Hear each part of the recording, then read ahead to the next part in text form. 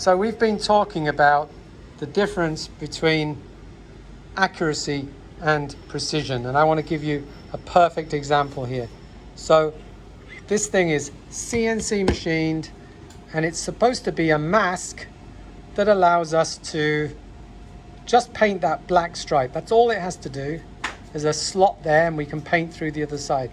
So we've made this high precision fixture. We've even put some magnets in there so it snaps together. Ooh, nice, right? And then we go and paint it. Now, can you open that? What we found was that it actually, although it's high precision, it wasn't accurate enough for what we wanted. So instead of that, we went to this system.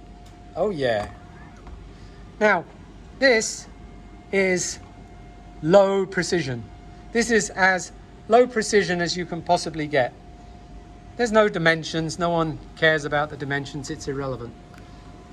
But these things, I think they make this probably using wax. They lay the wax up on the parts, and they do both sides. See the slots?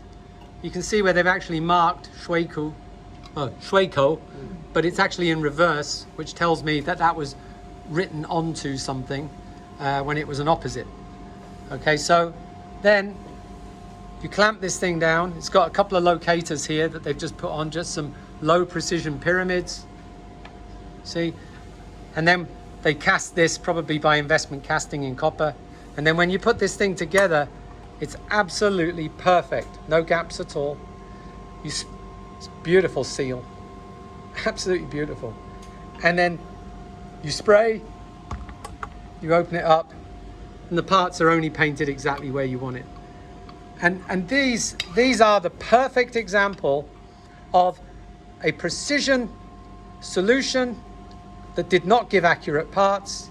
And then we've gone to a very low precision solution that gave us highly accurate results. And these obviously are painting fixtures. Absolutely fantastic.